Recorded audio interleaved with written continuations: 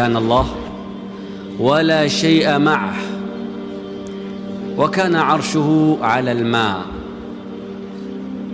إذا لم يكن هنالك ملائكة، لم يكن هنالك جن، لم يكن هنالك إنس، لم يكن هنالك سماء ولا أرض ولا جبال ولا هواء ولا شيء، كل شيء خلقه الله.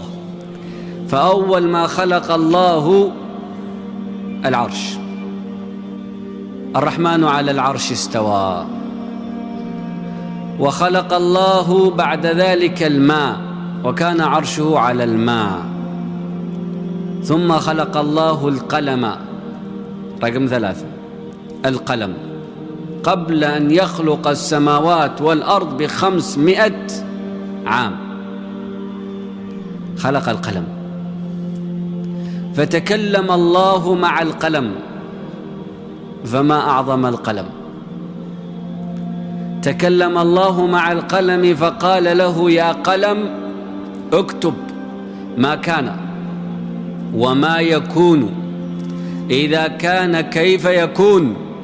فانشق القلم من خشية الله وجرى يكتب في اللوح المحفوظ، وهو المخلوق رقم 4، اللوح المحفوظ. وجرى يكتب في اللوح المحفوظ قدر الله، فكتب ما كان وما يكون، إذا كان كيف يكون، وكل شيء أحصيناه في إمام مبين. والإمام المبين اللوح المحفوظ. إنا كل شيء خلقناه بقدر، مكتوب مقدر في اللوح المحفوظ عند الله، في لوح محفوظ لا تبصره العيون، لا تلمسه الأيادي، لا يعلم ما فيه إلا الله. كتب القلم كل شيء. فكانت هذه الكتابة تسمى قدرا. ثم جاء القضاء، فقضاء كل قدر تنفيذه. فأول قدر نفذ بعد خلق القلم قدر خلق الكون. وكان الكون لا شيء، لم يكن شيئا، لم تكن هنالك سماء ولا أرض ولا ملائكة ولا جن ولا إنس. فبدأ خلق الكون.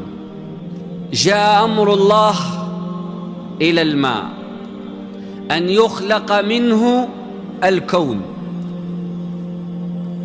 فخلق من الماء الكون. خلق منه، من زبده خلقت الأرض، ومن بخاره ودخانه خلقت السماء. والأرض والسماء كانتا رتقا، أي متصلتين ببعضهما كاتصال الحبة بأجزائها. ففلق الله الكون كله من تلك الذرة. قل أعوذ برب الفلق. ماذا فلق؟ فلق الكون كله من أصله، من الرتق. أولم يرى الذين كفروا أن السماوات والأرض كانتا رتقا ففتقناهما. فحصل الفتق، وهو الانفصال بين شيئين كانا متصلين. كانت السماوات والأرض متصلتين ببعضهما لا فضاء بينهما. كانت السماء دخان وكانت الأرض زبد، فقال الله للدخان وقال الله للزبد أن يكون من الزبد أرض وأن يكون من الدخان سماء. ثم استوى إلى السماء وهي دخان، فقال لها وللأرض ائتيا طوعا أو كرها، قالتا أتينا طائعين. فقضاهن 7 سماوات، كل سماء قضاها أوحى فيها أمرها وأعطاها شكلها وبناءها، فجعل سمك كل سماء مسيرة 500 عام، وبين كل سماء وسماء مسيرة 500 عام، وبين السماء والأرض مسيرة 500 عام، فاستوت السماوات 7 سماوات طباقا ما ترى في خلق الرحمن من تفاوت، فارجع البصر هل ترى من فطور، ثم ارجع البصر كرتين ينقلب إليك البصر خاسئا وهو حسير.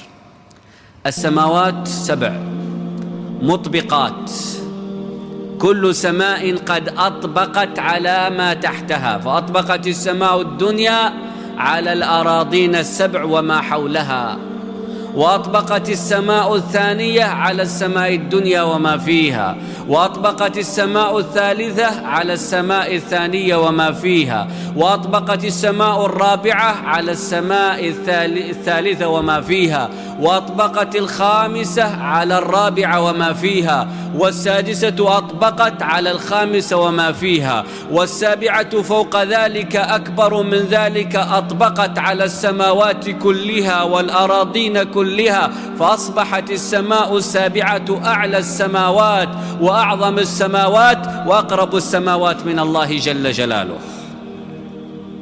إذن 7 سماوات طباقا قد أطبقت من كل ناحية كإطباق البيضة على ما فيها.